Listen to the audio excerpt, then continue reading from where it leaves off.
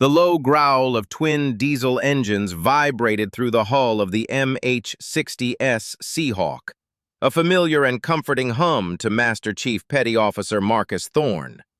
To his left, the rugged, snow-dusted peaks of the Hindu Kush scrolled past, a breathtaking and deadly panorama. They were flying high, well above the effective range of most man-portable air defense systems, but in this part of the world, complacency was a faster killer than any bullet. Below, the deep, shadowed valleys of Kunar province unfolded like a wrinkled map, each crease a potential hiding place for their quarry. Marcus ran a final functions check on his Mark 13 Mod 7 sniper rifle, the bolt sliding home with a satisfying, oiled precision. The .300 Winchester Magnum round was a piece of lethal artistry, designed to reach out and touch someone at distances that defied belief. He'd spent the 4-hour flight from Bagram going over the intelligence packet for the umpteenth time. The target was a high-value individual, a Taliban facilitator known only as the Accountant. He wasn't a fighter, but he was the financial linchpin for a half-dozen insurgent cells in the region, moving money, weapons, and foreign fighters through the treacherous mountain passes. Taking him out wouldn't just be a kill, it would be a strategic amputation. But as the Seahawk banked, lining up for its approach to a clandestine landing zone high on a ridge, Marcus's mind wasn't on the mission's geopolitical significance. It was on the cold.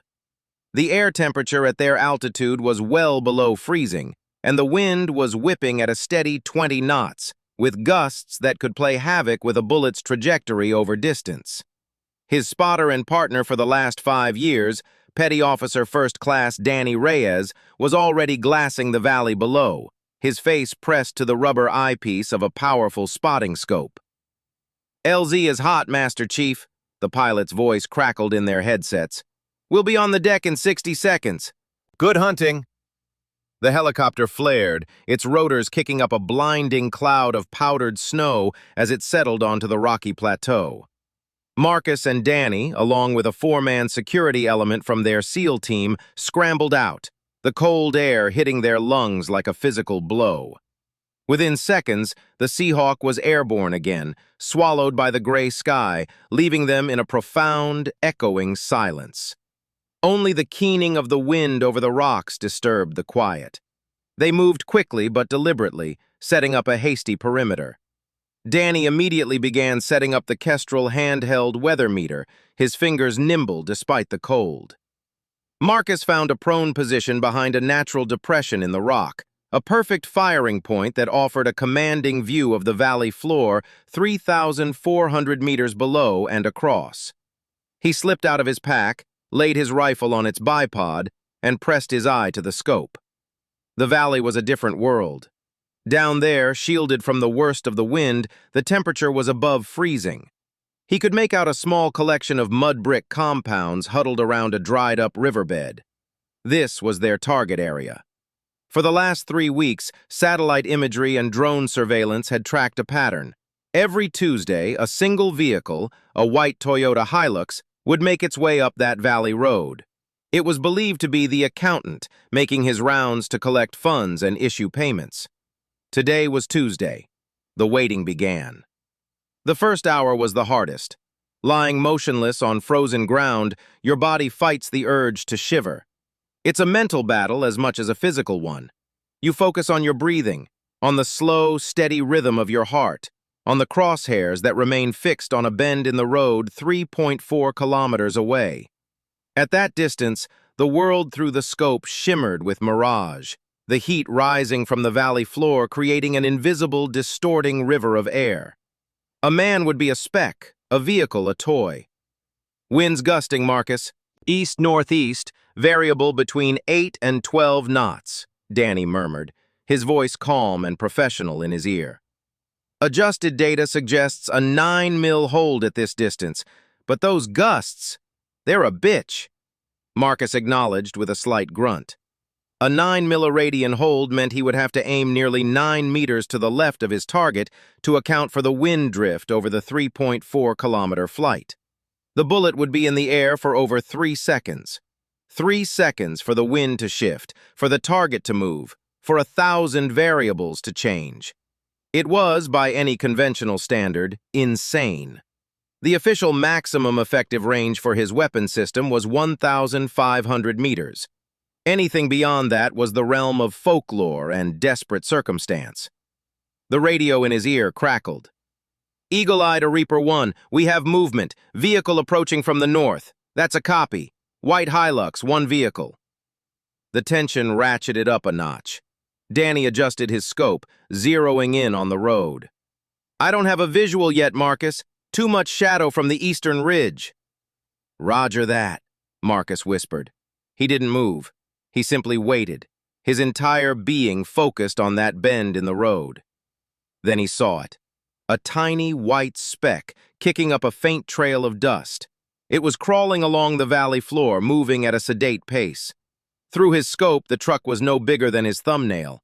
He tracked it, his crosshairs leading it by an impossible distance.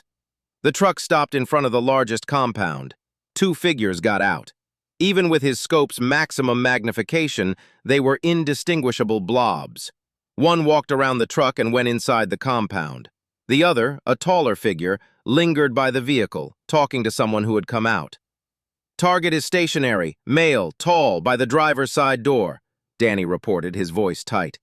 "He's out in the open, but Marcus, at this range with this wind, it's a prayer, not a shot." Marcus knew Danny was right. Danny wasn't just his spotter, he was his conscience, his check and balance. A sniper team was a symbiotic relationship. One man looked through the scope, the other through the data. They both knew the math was terrible. The Coriolis effect, the Earth's rotation over such a distance, would shift the point of impact by nearly a foot.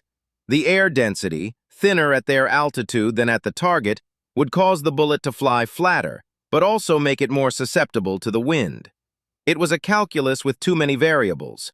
And yet, this was the clearest shot they had ever had at the accountant.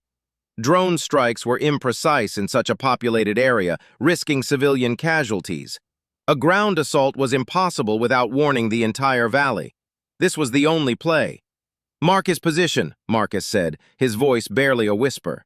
Danny didn't argue. He pulled a small laser rangefinder from his pack and painted the tiny figure next to the truck. The device gave a reading after a few seconds. 3,427 meters. Confirmed. 3.4 kilometers. Over 2 miles. A distance people jogged for exercise. He was going to try to hit a man with a bullet from here. Marcus began his ritual. He slowed his breathing, taking deep, cleansing breaths, letting each one out slowly. He felt the cold seep through his uniform, but he ignored it. He felt the tension in his shoulders, and he consciously let it go. He became one with the rifle, an extension of the cold steel and the carved polymer. His world shrank to the reticle in his scope and the tiny, stationary figure next to the white truck. He dialed in the elevation on his scope, a massive 120 clicks of adjustment, far beyond what the scope was ever designed for. He then dialed in the windage, a full 9 mils to the left. The adjustments felt clunky, the turrets clicking with an unnerving finality. He was asking his equipment to perform a miracle. "Wind steady at 10 knots, Danny breathed, gusting to 13. "If you break the shot now, hold 10 mils. Wait for the low, Marcus, wait for it." Below, the tiny figure moved. He walked a few paces away from the truck, then turned, as if looking up at the mountains. Marcus froze.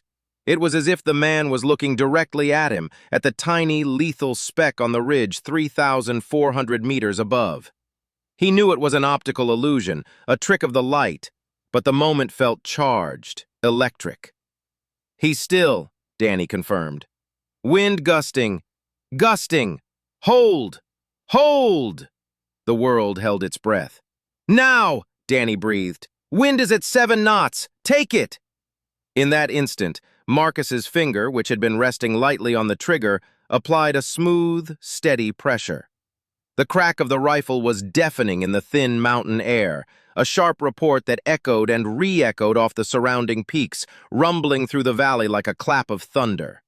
The recoil was a solid punch to his shoulder, but he rode it out, his eye never leaving the scope. The bullet, a 230-grain hybrid projectile, screamed away from the muzzle at over 900 meters per second. It tore through the thin air at 10,000 feet, then plunged into the thicker air of the valley. It was a tiny metal traveler on a 3.5-second journey into the unknown. For Marcus and Danny, the wait was an eternity. Danny, his eye glued to the spotting scope, saw the puff of dust first. It erupted from the ground, a good 5 meters to the right and behind the man by the truck. A clean miss, a wasted shot. The only evidence of their presence was a tiny geyser of dirt. "Dust! Right and behind!" Danny reported, a note of profound disappointment in his voice. But Marcus didn't hear him. He was still watching through his scope. He saw the puff of dirt. He saw the man by the truck flinch, startled by the sound of the bullet's impact, which would have reached him a full second after the round struck the ground. He saw the man turn, looking towards the source of the dust, and then he saw the truck. It was a fraction of a second later. The white Hilux shuddered. The rear window on the driver's side imploded in a shower of safety glass. The vehicle rocked on its suspension as if punched by an invisible giant. The man, the accountant, who had been standing a few meters away, dropped instantly, crumpling to the ground in a heap. Danny gasped. "What the? Truck! You hit the truck! The target is down! The target is down! How the hell?" Marcus didn't move. He just watched, his mind racing to catch up with what his eyes had just witnessed. He hadn't aimed at the man. He had aimed at the spot in space where the man had been standing 3.5 seconds ago. The gust of wind he had compensated for had died at the last second, but another unseen current had grabbed the bullet. The 9mm hold had been too much. But the bullet, instead of flying wide, had found another path.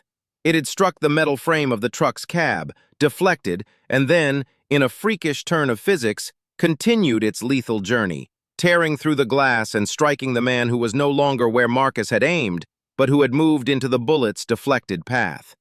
It was a 1 in a million shot, a 1,000,000,000-to-1 fluke of ballistics and timing. He hadn't shot the man, he had shot the truck, and the truck had killed the man for him. The valley, which had been silent but for the wind, was now filled with the distant, frantic shouts of the men below. They were scrambling, dragging the body of the accountant towards the compound, unaware of the angel of death perched on the mountain above. "Reaper 1 to Eagle Eye," Danny said, his voice shaky with adrenaline.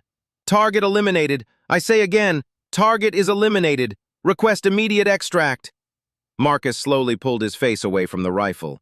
He looked over at Danny, whose face was a mask of stunned disbelief. Danny just shook his head, a slow, incredulous motion. 3-4-27. "And you get a deflection shot through a truck? They're never going to believe this back at the base." Marcus didn't reply. He started breaking down his rifle, his movements mechanical, his mind a blank slate. The elation of a successful mission was tempered by the sheer, bizarre unreality of how it had been achieved. He hadn't outsniped the wind or the distance. He hadn't made a perfect calculation. The universe, in its chaotic, indifferent way, had simply decided that the bullet would fly, and the man would die, and the means by which it happened would be a mystery. As the sound of the returning Seahawk grew in the distance, Marcus took one last look down into the valley. The tiny compound was now a hive of panicked activity. He couldn't see the white truck anymore, just the dust cloud of chaos. He thought of the man, the accountant, who had died not by a marksman's skill, but by a bizarre ricochet. He thought of the question that would haunt the enemy for weeks. Was it a sniper, or was it the mountain itself that had reached down and snatched their facilitator from their midst? He slid the bolt of his rifle home one last time, the click of final, definitive full stop on the mission. The cold wind whipped around him, carrying the faint, lingering echo of the shot that had rumbled through the valley. Could that really have been her target? No, it wasn't her. It was him. And he hadn't hit his target. The mountain had.